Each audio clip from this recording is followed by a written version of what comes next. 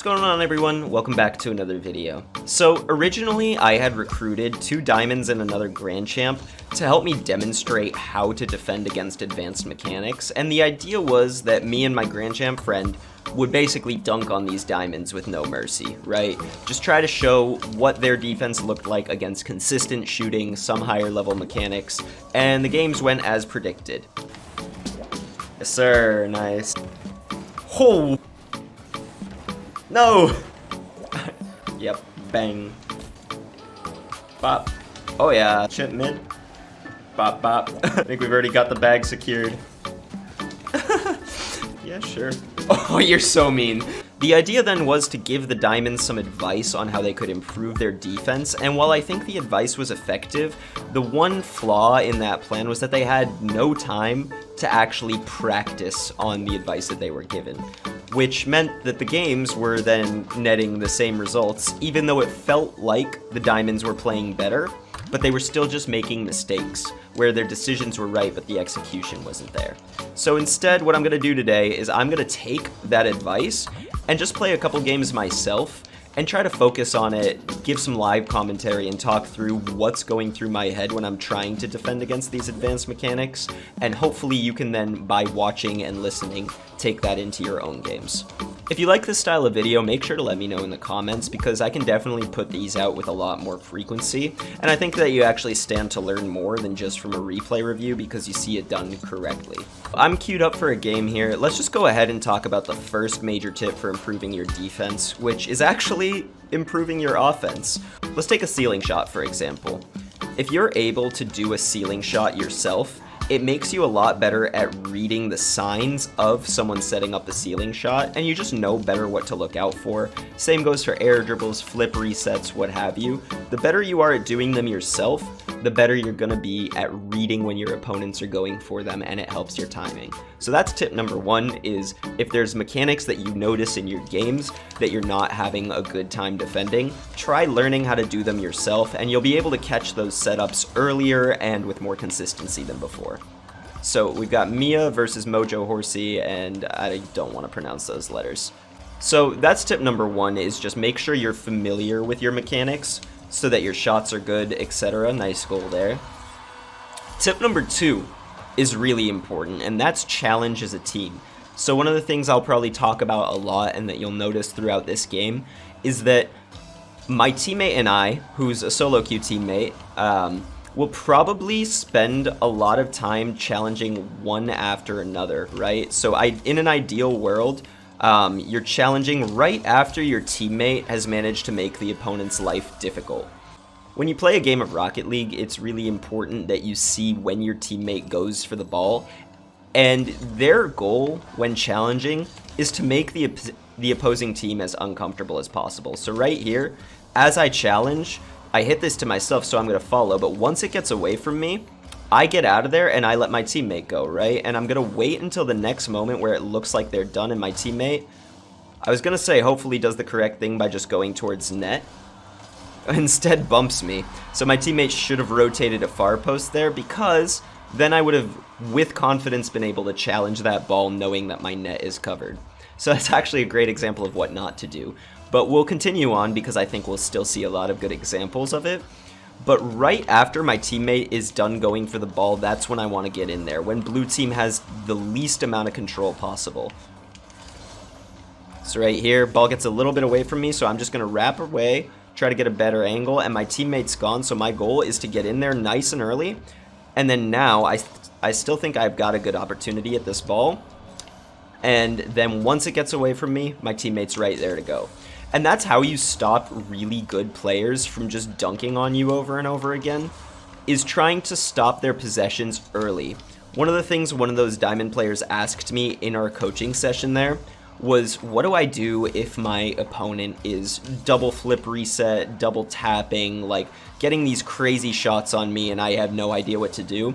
The real answer there is to just get in there as early as possible and stop it before they even get that first reset, for example. So right here, they're going to take that one touch and I want to be in there early. And I'm going to try to get as many touches as I can.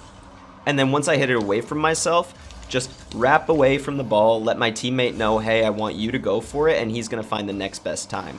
Now his challenge there wasn't successful, he didn't hit the ball, but he got blue to hit it far away enough from themselves where I could then go and take a much easier challenge on my part, essentially forcing out a bad touch. Same deal here, he just went, so I'm going to go early. I don't need to have the best challenge, I just need to force blue to have a bad touch on it. Probably didn't do the best job, but again, it's a turn-based game like that.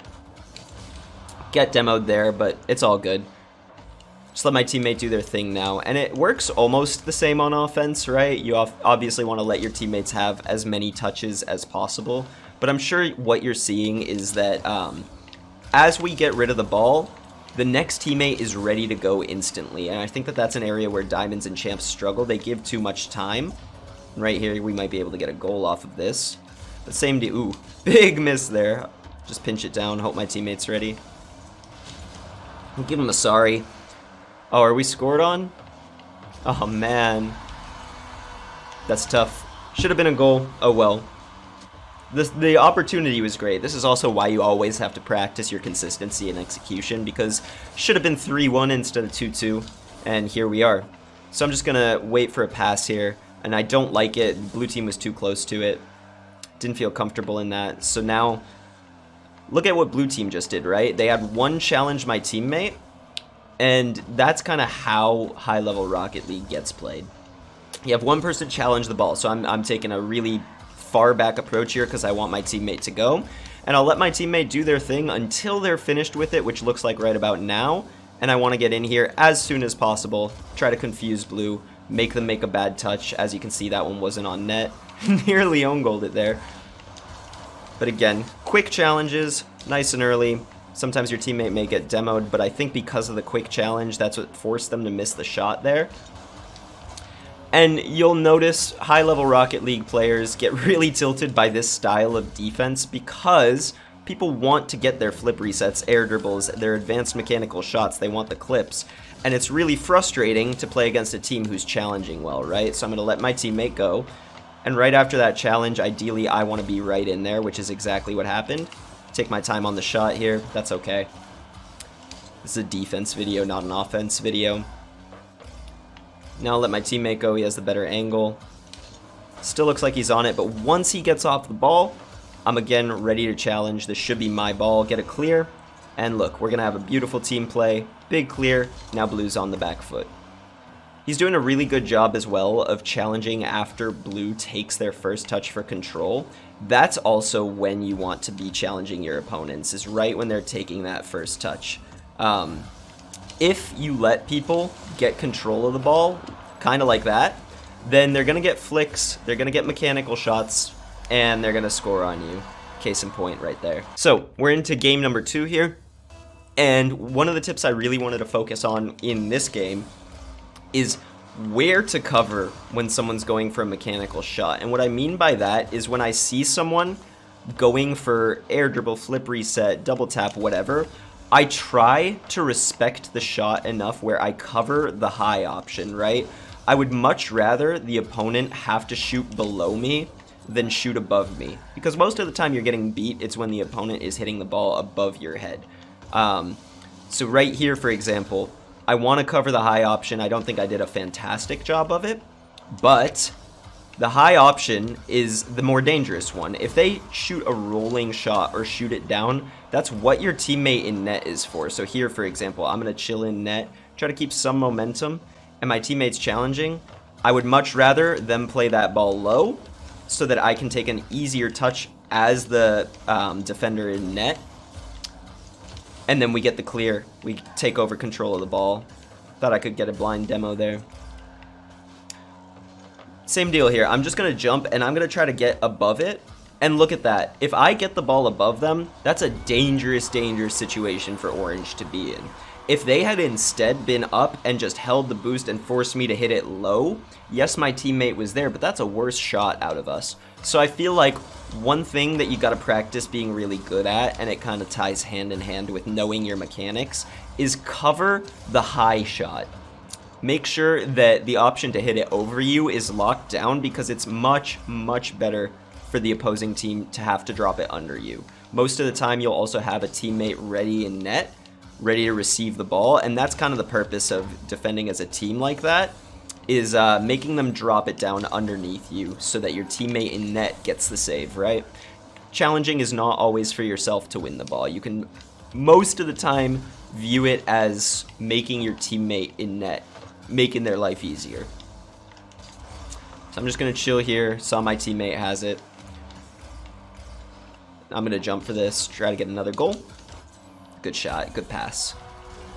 A third tip as well that I want to talk about in this game is how effective rotating away from the ball can be in your games for defense. And the reason for that is that a lot of the times when people overstay their welcome on the ball and they've lost their momentum and they're not taking really strong challenges anymore, it becomes really confusing for your teammate behind you to go, and you can that starts making you say, what the hell, where was my teammate, why weren't they challenging, like what are you doing, etc. So right here, for example, I'm keeping good control of the ball, and I'm going to try to continue to keep good control, maybe get a little fake there, but the second I feel like I've lost control, I try to get away from it so my teammate with more speed and a better angle can come in, take over possession. Here, for example, again, once I'm done with the ball, I'm going to stay far away, recover boost. Now, it doesn't look like my teammate's going, so that's where I would want to be the early challenge, but the second I rotate away, it lets my teammate know, hey, I think you have a better angle, I want you to go for this. And now look, they're going to get a challenge there. I'll let them hit it one more time because I think they messed it up. Once it gets away from me, I'm out, right? Teammate, please go. Here we get scored on if my teammate doesn't go sooner than that. Like, honestly, that was pretty borderline.